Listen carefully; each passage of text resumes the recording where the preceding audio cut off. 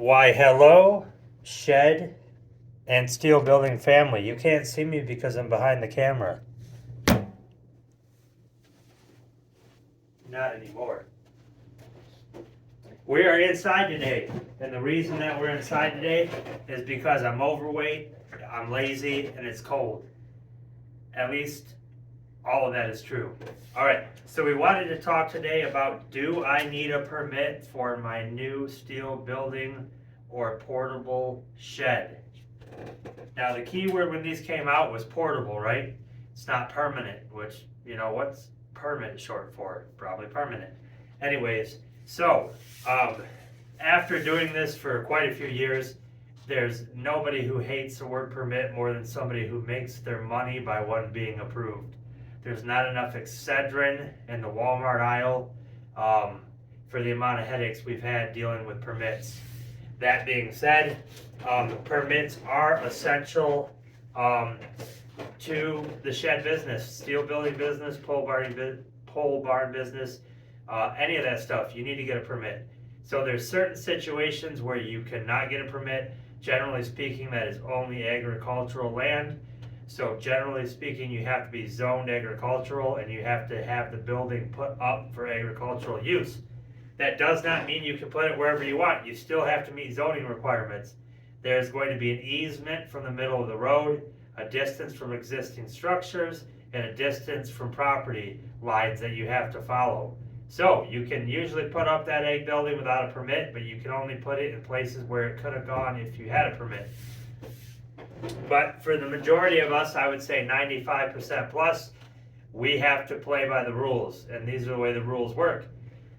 200 square feet or over 200 square feet, I should say, in the state of Michigan requires a permit.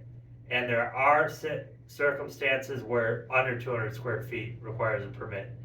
So the first thing is to find out who takes precedence, whether it's the township, the county, the city. Find out who's actually the one that would issue you that permit and give you that approval, and you need to go speak with them.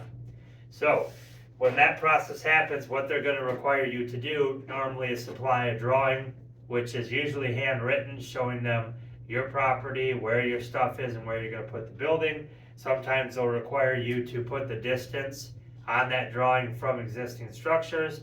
I know here in Eaton County, if you have a well or septic, anything like that, you also have to go to the health department, have them make sure you're not on that drain field, that septic, that well, get it stamped off before you go back. And some counties, they don't require that. Sometimes you got to meet the drain commissioner. It sounds like a big headache, and sometimes it can be, but for the most part, the permit process is smooth.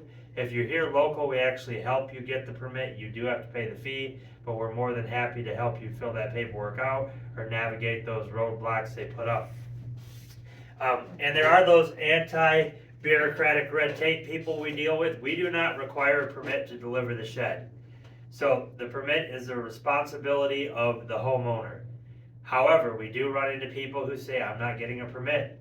And we explain to them the possible consequences of not doing so. They choose to proceed. We deliver the shed. That's ultimately the homeowner's choice. But the reason that this video is actually coming out is we're running into a lot of places right now that are selling sheds that are you're unable to get a permit with. So the state of Michigan requires anybody who builds a wood structure, a shed for profit, to be a licensed builder. And there's a couple reasons for that. Number one, it gives them a way to, let's say, follow up or track them. If you had a complaint, an issue, they have that license on file. They can then go and meet with them or send them some kind of a letter or a complaint letter. There's a process that the city, township, or county can follow if you have an issue with a licensed builder. Unfortunately, as silly as this is going to sound, if they're unlicensed, there's nothing they can do. So it's one of those things where you're getting punished by being licensed, is some way you can look at it, but not so much. You're following the guidelines, and with anything that has, a regulatory division, they're going to have inspections, they're going to have complaints, things of that nature.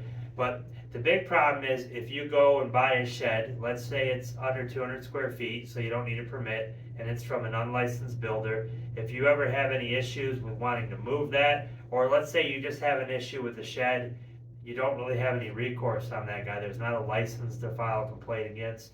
And let's say one day the city knocks on your door and says, hey, you're in city limits, you gotta have a permit regardless of the size. Well, you're not gonna be able to then go get a permit because you're not gonna have any engineer stamped drawings or prints for that building. So even though you went a year or two, with no worries whatsoever, one day that knock came, the guy was doing his rounds and he's like, hey, there's no record on your parcel file of this shed, you're gonna have to come in and get a permit. You're like, okay, sorry, I didn't know, no big deal. You gotta pay a late fee, things of that nature.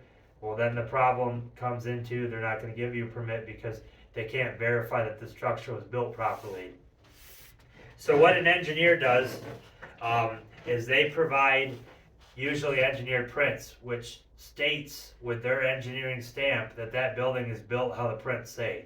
So they don't come out and inspect your building, they check your prints. They may come out and verify your building was built like the prints say, but they don't, if you don't have prints, they're not gonna come out themselves and inspect your building to verify snow load, structural support, floor load capacity, because they can't. That's not something they can determine by looking at it, and they're not engineers, they're inspectors. So while some of them have a builder's license, that is different from an engineer. So that being said, it's very important that when you get your shed, regardless of where you get it, you make sure that it's built by a licensed builder. Regardless of the size, they are supposed to be licensed. Under 200 square feet, there's no way for that to really be per se tracked. Over 200 square feet, that's when you're going to run into the problem. And there are cities, townships, and counties that approve shed permits without drawings. It all varies by their rules, how it's a case-by-case basis for the county, right? So some counties you might walk in and they say, hey, yeah, where are you putting it? What size is it? And they might not request anything. Where we're currently at in the surrounding counties, they generally require those prints and they will not issue the permit without seeing them. So depending on where you are, you may be able to sneak a shed in from an unlicensed builder, but it's probably not the best idea considering you're not saving as much money as it's going to cost you if you have an issue. Now, the 200 square feet rule. Just know that that's a state rule. It's not a county, township, city rule. We have had some cities that have required a permit regardless of if it was a 6x6 or a 16x40. So just know that we are not familiar with every county, and there's no shed manufacturer or dealer who is. So your best thing to do to protect yourself is to speak with your local municipality, ask them, tell them what you're planning on getting, ask them if that's just going to be under the radar, you're good to go, or if you're going to have to come in and fill paperwork out. So I will tell you just a little bit so you know that in the county that we're in, this is the process for an unpermitted structure. The first thing is either a inspector will notice it or somebody will file a complaint. The first thing that construction code is going to do is going to mail you a letter saying that you have an unpermitted structure on your property. They're then going to give you a set amount of time to come in and get the permit. There will be a late fee, and depending on the length of time, it could get pretty expensive. But the process for an unpermitted structure to become permitted is exactly the same. There's nothing that changes other than they tack on a late fee. So the thing is, if you cannot get that permit, then you run into the problem of possible fines. They could be weekly, daily, monthly, because at some point in time that period for you to get the permit is going to expire, and the next step is going to move on to fines, citations, things of that nature. We've seen it, we've been there, it's a mess, you don't want to get involved in that. You want to just take care of your, stuff before you get the shed. But the problem is if you're not getting it from a licensed builder, you're not going to end up being able to properly get that permit 7 out of 10 times. There are places that let it slide through the radar, so you're good there, but where you're not good is you have no recourse. There's nothing you can do if anything happens to that shed. It would probably be a civil lawsuit, which is a lot of time, money invested. It's not worth it. It's a headache. At the end of the day, you're already out your shed for whatever issue you had. Now you're tacking on your time, legal fees, attorney fees. That's a big mess. So the reality of the conversation is we've always said on this channel, we don't care where you get your shed. This is an informative channel. So more than a sales channel, it's informative. We do put videos out showing our current inventory because we get asked that all the time, but we're not on here trying to sell you something. We're on here trying to inform you so you can make the best possible decision when you purchase your outbuilding. And this goes for anything from a steel structure to a shed. You're getting the big boy barn for the RV, for the toys, for the workshop. You want to put a car hoist, same thing. Got to have somebody who's licensed.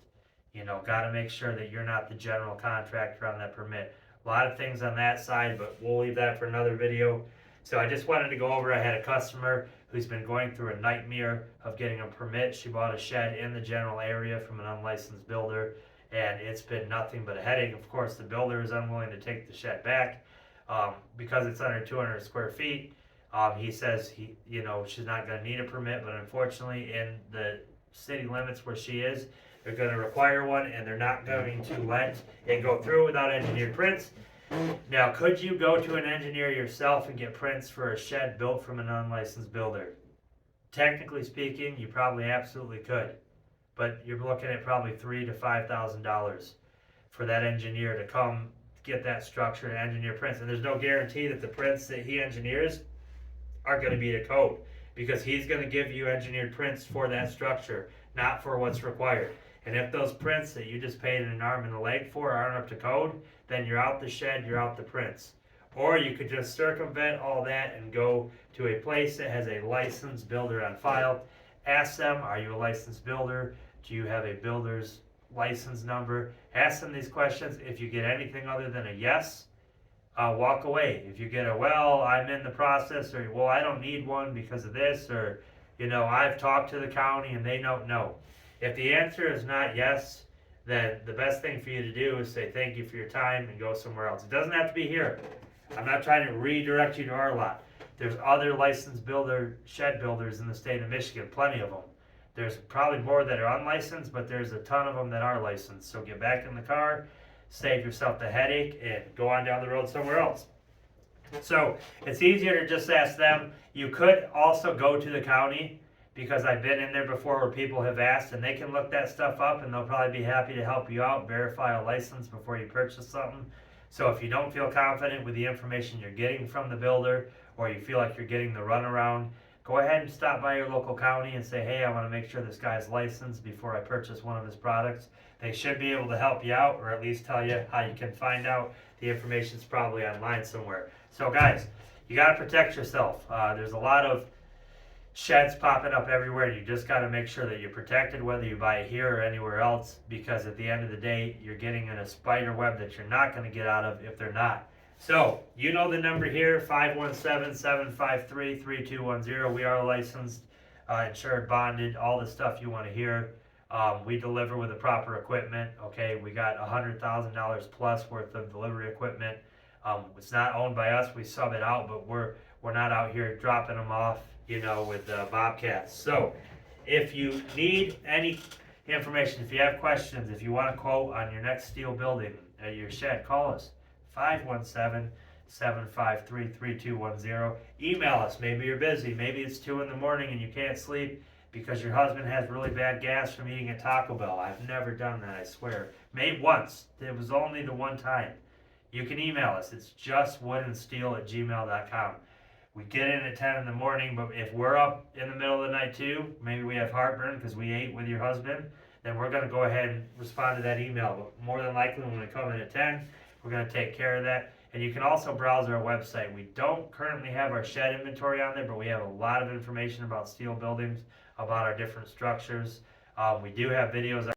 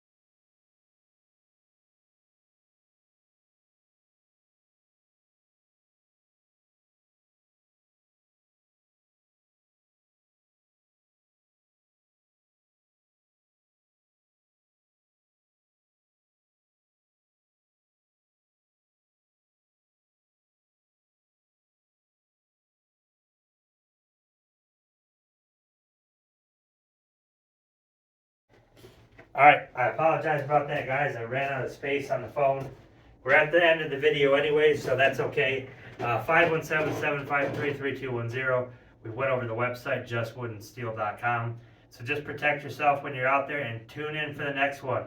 I may be out there with all that white stuff. I heard we're getting more this weekend, but we might go back out there. We got a couple new used buildings in. I got to get cleaned up and priced. I want to show those to you.